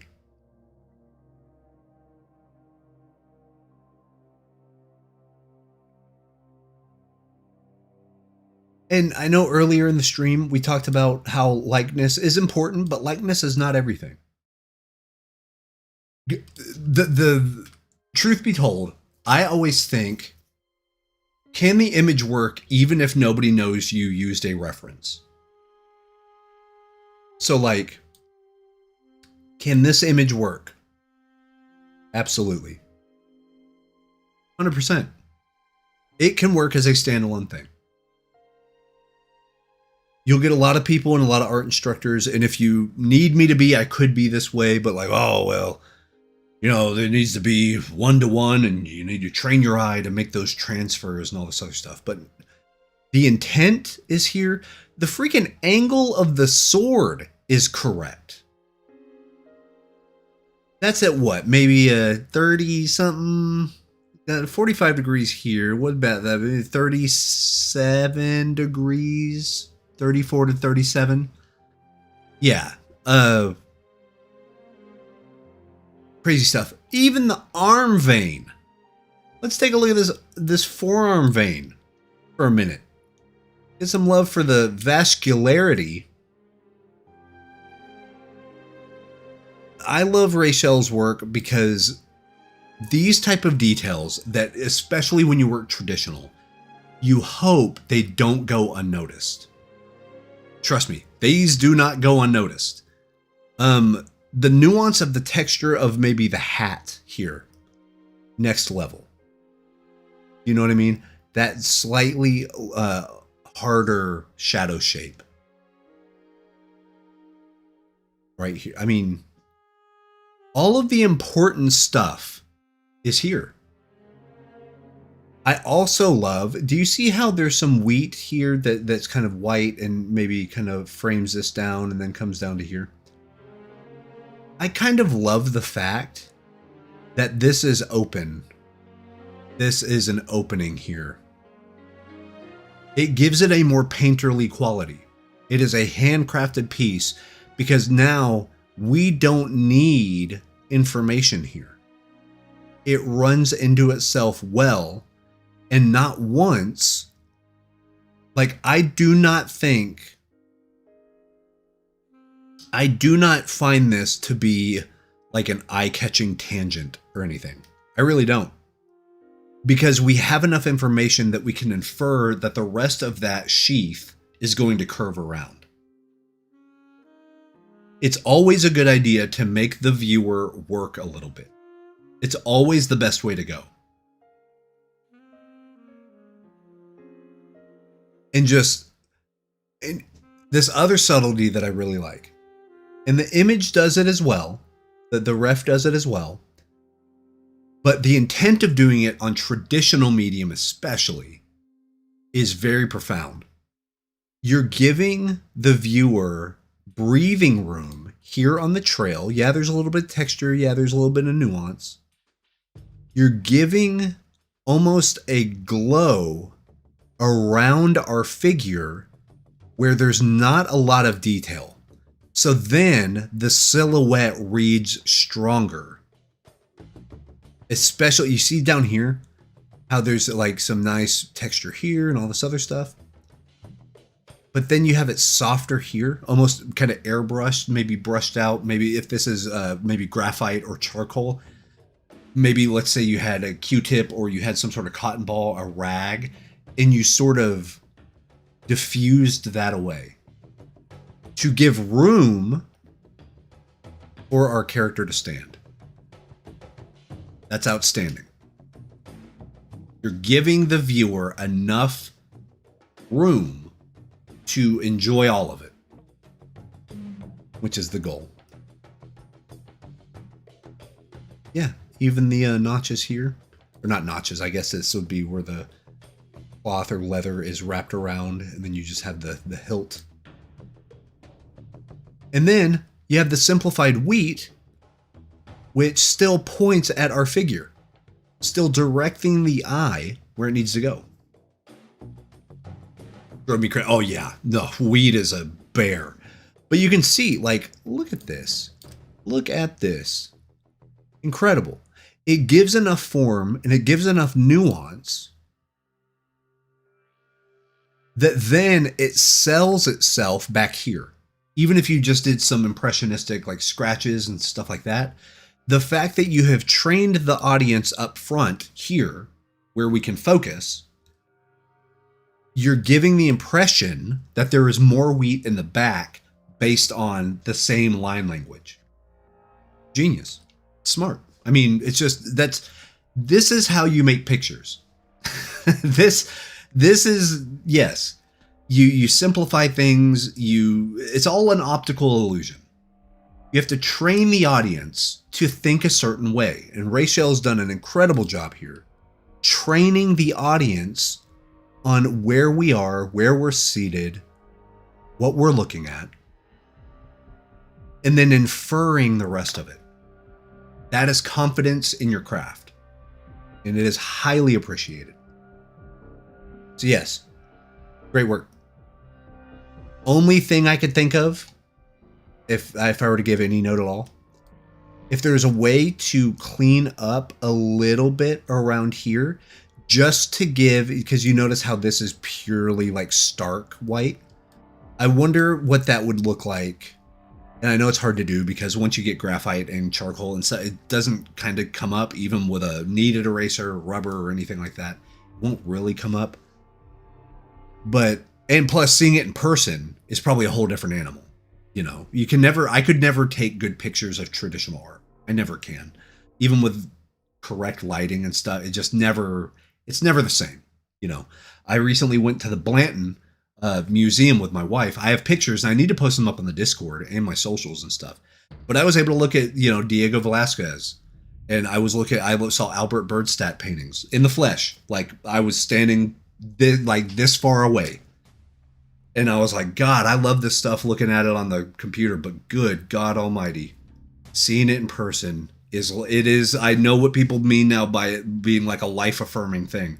Cause I was like, holy crap. Like, are you kidding? And like, there's pictures of me. It's called the Fate of the Magi or something like that. I need to remember who it is, but I love the painting. And I was literally I went up to it, and of course I didn't touch it, but like, I was showing my wife, I was like, oh my God, and look at this and this, blah, blah, blah, blah. Like, and she has a picture of me pointing at this painting and like looking, and she said it was really exciting because she got to see me be in work mode for a minute because I was geeking out, man. But like seeing traditional art like this in person, it's the only way to fly. It's the only way to go, right? I wanted the light on the face to show. See, and that's a fair play too. Absolutely, because you have that nice rim light of your forehead, also of the nose right here. So that's a great way to go. And that's a very John Singer Sargent way to solve that problem. So yeah, that's great. Yeah, that's awesome. And plus that way you don't get the weird nuisance of like, oh, well, the rim light of the nose actually makes the nose look shorter because the light right around it is also really bright. So then it makes it look like the nose is too small, even if it's not, because the rim light, like you start getting into that kind of weeds, and those are, yeah. So that's actually a very smart way to break away from that, to make sure that does not become a problem. So yeah, fair play. A-okay. Yeah, no notes. That's great. Look at the folds. Oh, I didn't even talk about the fabric. The texture feels right, like just banger. Banger, banger, banger. And then this one is sick too. So good. Oh, you know what I see, chat? You know what I see, gang? Server? I see some delicious cross-hatching. I love it. Love, love, love. Makes me want to break out the pencils literally right now. That type of stuff is money in the bank. Look at this. She worked so hard on all of this, and I'm looking at like, oh, look at this. Like, it's like, all right, man. But great. Great. Love the attitude. I love the slight tweak of the pose. You may feel like, oh, I didn't get the pose and the head might be at a weird angle or whatever. But like, that's a dope pose. I like it. It's still natural. Still feels real. Still feels lived in. And, okay, huge thing right here. This, where the hand is coming in, and you have the folds around, and you have the folds underneath and stuff. Freaking masterfully done. And I'm not talking like masterfully done as far as, hey, we're all on the Discord server and we're going to cheer each other up. I'm talking like, this is level of like Paul Rubens master level stuff. Do you see Kim Jong-il doing studies? This is the type of nuance that you're going to see in these folds and the structure, like master level stuff. I am jealous of this. This type of skill is not easily learned. It takes a lot of wherewithal and understanding.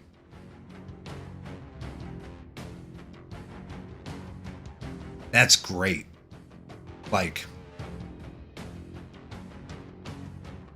yeah. Whenever I first saw this, that hand I was like, I beelined onto that. I was like, well, are you kidding me right now? And then, yeah. It's great. Also, the texture, the pattern that we have here and we have here, I actually like yours better than the reference. I think there's more personality here. Great work on the iconography.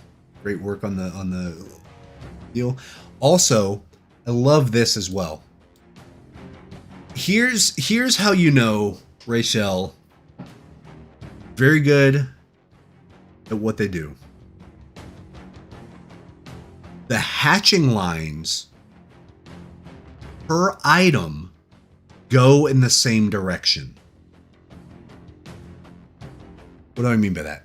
All of the arm hatching has a slight like 10-degree deal. Follows the form. All of it here, the other direction. Slight, like, very good use of doing your contour lines as your hatch lines. It's a smart move. It's a smart move.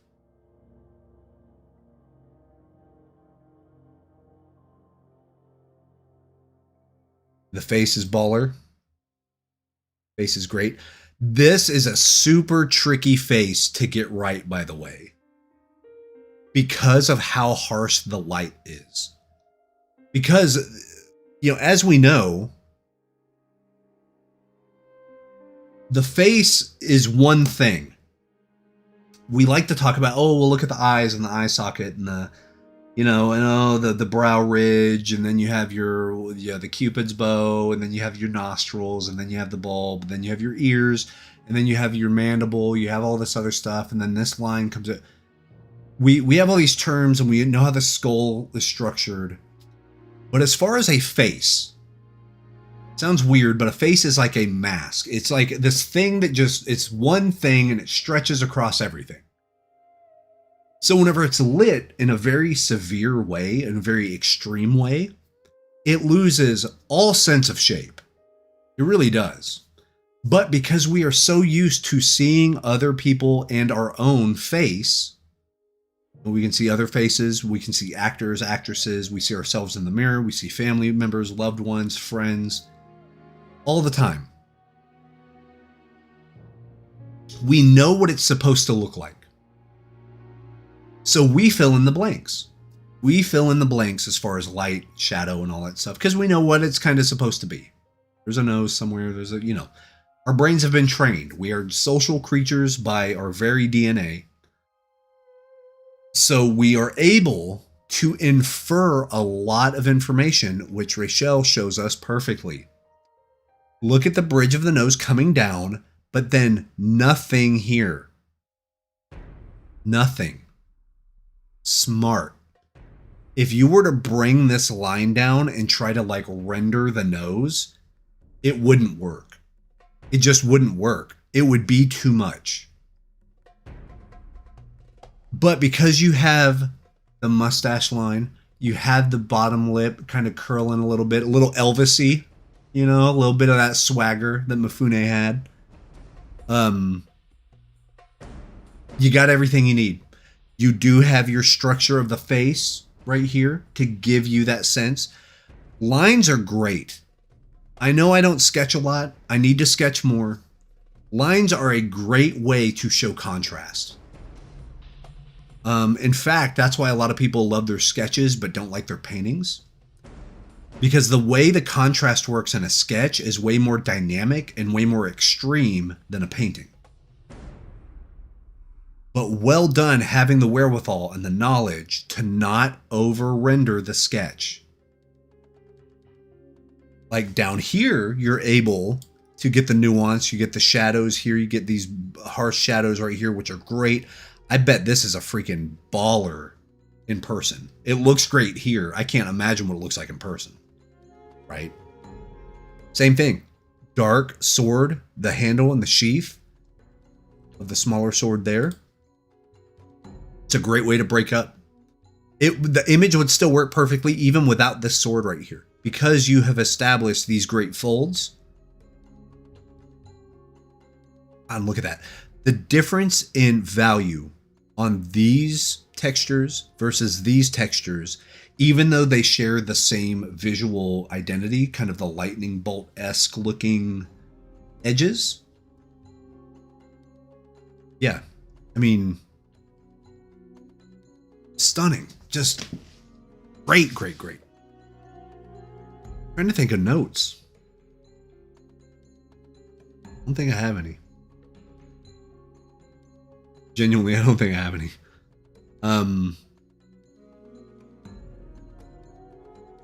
No. You know what you're doing. And it's for damn sure. Yeah, no notes. Also, something I do appreciate, a lot of people would be sticklers or they might be disappointed in their own work or whatever because of it.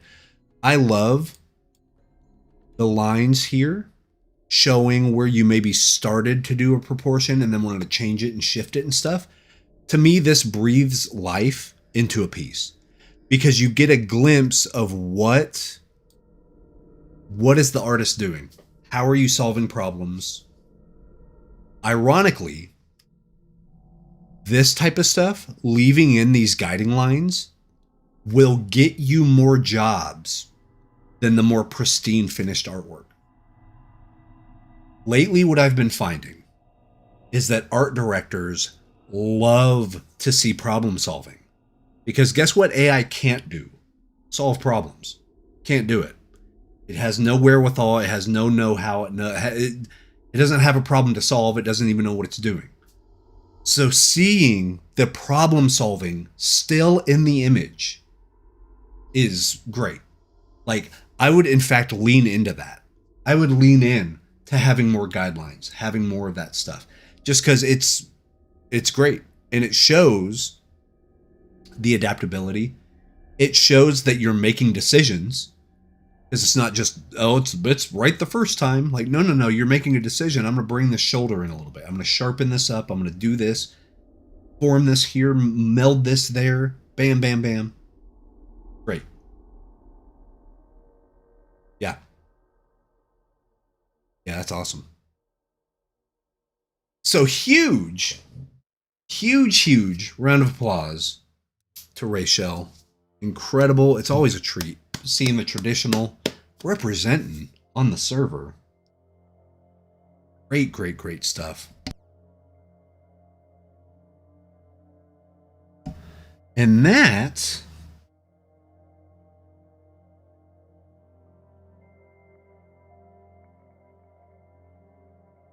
all the old master sketches. Yep, you see construction in them. That's how it is. I have a whole book full of sergeant sketches, you know, and like you can see him, he squiggled stuff out. He was mad at himself. Like he would, you know, it's great. It's great to see it because it's also affirming that like, oh, they didn't nail it the first time either, but they nailed it at the end. They sure as hell did. Because you go through the problem solving, you go through the steps, you go through the process. You know, I think that's huge. That's huge. But that will be my time for the old Kurosawa study stream. I appreciate all of you for submitting the work, having it be available to us to look at, to really savor, dig in, look at the nuances and things like that. A lot of great problem solving, a lot of fantastic studies. In fact, every single one of these was a bang-on study.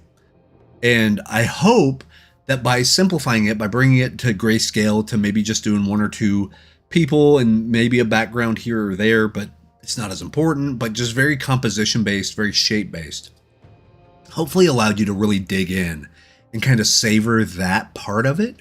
Because I fully feel like the more that you kind of dig in and play around with the dynamics of how the image is made, not necessarily rendering, but like your composition, your shapes, your angles, the framing of things, that's what Kurosawa was a master at. And hopefully doing Kurosawa studies sort of brought a little bit of that out in you. Because I always go back And I always try to do those type of studies. Like recently on the Discord, I just put a pair study. All it is, it's literally a line and a blob. And, you know, like a pair, and then there's a line where a table is. And that's it. That's all I cared about. I didn't care about it making it look really like realistic or so. I didn't care about that. I just cared about having it be dynamic, having the shape be interesting. Maybe the colors are like nuanced or something you wouldn't expect. I'm getting more and more into that. I know we said at the very beginning of 2025, my main word for the whole year was dynamic. I wanted my stuff to be more dynamic. And a great way to make more dynamic work is to get rid of all the noise and focus on the important parts of an image. You focus on your values. You focus on your storytelling, which can be composition. It can be exposition. It can be... It's funny. Whenever I think of design, the way I was taught it was an acronym. And I might make a YouTube video about this, but it's easy to remember. The acronym is called CRAP. C-R-A-P. Right? So if you can remember CRAP, you can remember the kind of laws of good dynamic composition. So what those are? The C is contrast. What are the size differences? Do you have a lot of small things over here and one big thing over here? Cool, it's balanced. Or is it too dynamic on one side or the other? You can use that, but you have to be intentful and know why you do it. R is repetition.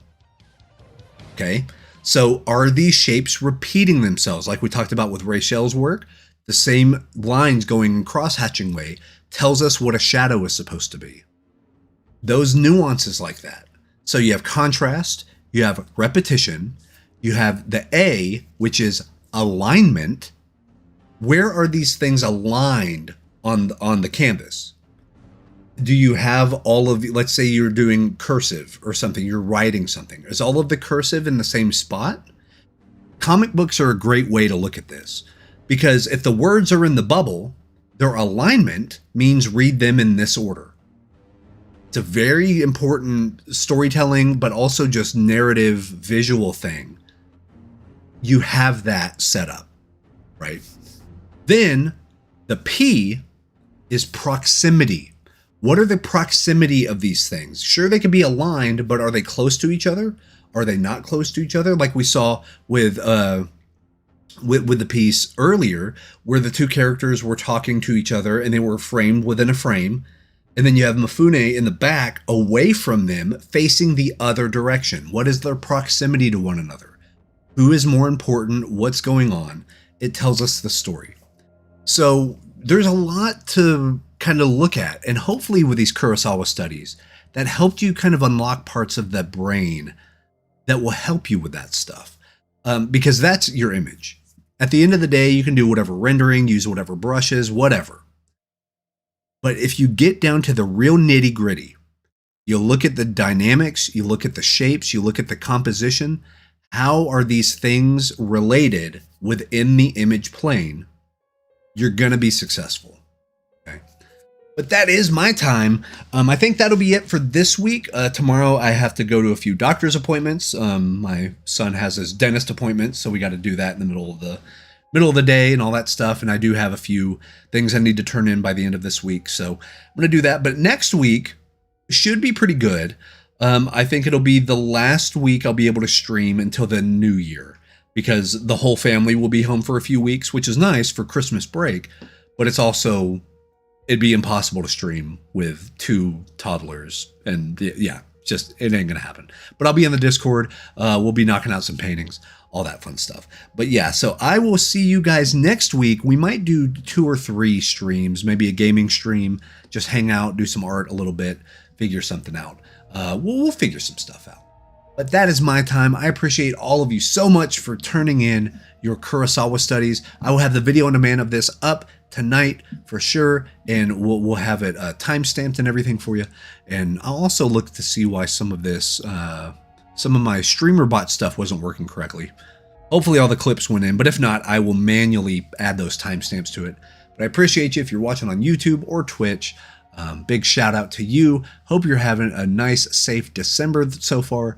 And next year in January, we'll do another Discord art activity kind of event thing. Have the whole month to look at it, to go for it. I think it's going to be another basic. I have some ideas. I think it's going to be a fun one. But that is my time. I will catch you guys next week. And until then, go out there, make cool art. You know the drill. We'll see you soon. Peace.